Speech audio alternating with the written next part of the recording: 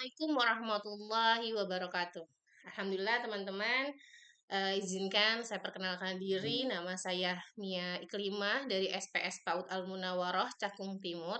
Insya Allah hari ini saya akan menyampaikan materi yang pertama, yaitu definisi kurikulum, tujuan, fungsi, dan prinsip penyusunan kurikulum.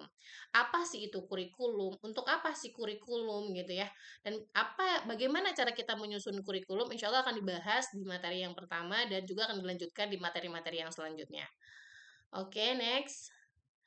Nah, kurikulum adalah seperangkat rencana dan pengaturan mengenai tujuan, isi, dan bahan pelajaran, serta cara yang digunakan sebagai pedoman penyelenggaraan kegiatan pembelajaran untuk mencapai tujuan pendidikan tertentu. Jadi, seperangkat rencana. Kurikulum itu adalah rencana yang kita buat untuk setahun ke depan, untuk pembelajaran itu harus bagaimana. Nah, itu kita rangkum, kita rencanakan di KSP tersebut gitu. Lalu tujuan penyusunan KSP ini atau tujuan penyusunan kurikulum itu adalah yang pertama menghasilkan pembelajaran yang bermakna. Jadi ketika kita mau melakukan rencana pembelajaran, nah alangkah baiknya kita rencanakan terlebih dahulu dari misalkan dari beberapa faktor yang mendukung rencana itu gitu dan juga kita melihat karakteristik-karakteristik dari peserta didik, lingkungan sekolah, karakteristik sekolah untuk menghasilkan pembelajaran yang bermakna tersebut.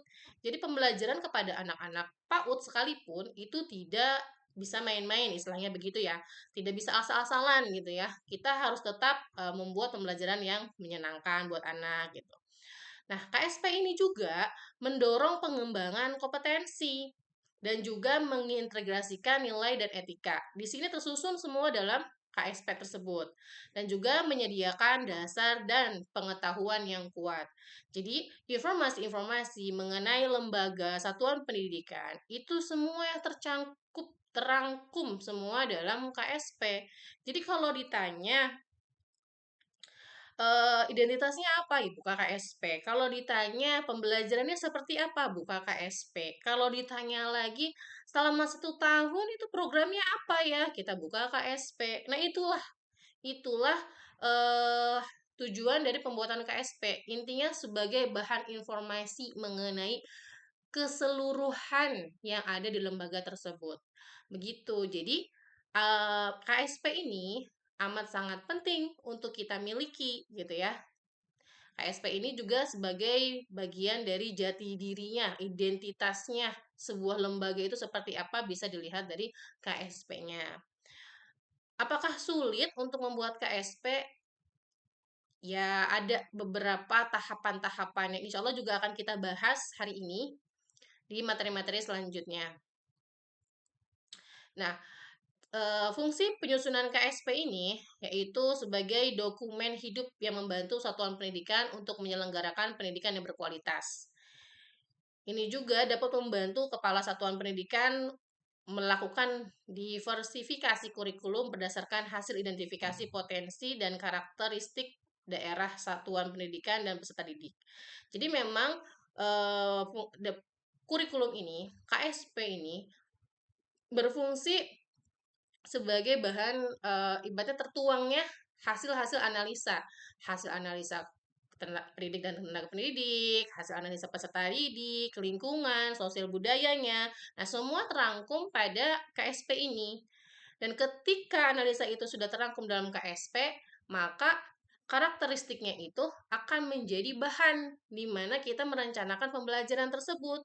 Jadi jangan sampai misalkan kita ada di lingkungan yang jauh dari laut, maka lalu pembelajarannya kita ada yang membahas tentang kelautan seperti apa dan lebih banyaknya ke sana gitu. Boleh nggak belajar tentang seperti itu? Boleh, tapi tidak fokus ke sana gitu loh. Kenapa? Karena kita akan memberikan pembelajaran yang lebih mendalam lagi, yang dekat dengan anak lagi, sesuai dengan karakteristik satuan pendidikannya. Jika dia dekat dengan pasar, maka yang dibahas adalah pasar, mulai dari penjualnya, mulai dari apa yang dijual, mulai dari yang pembelinya harus seperti apa, bagaimana adabnya. Nah, itu akan dibahas gitu. Dan itu pun yang akan menghasilkan kita untuk membuat tujuan pembelajaran selama setahun ke depan itu harus apa.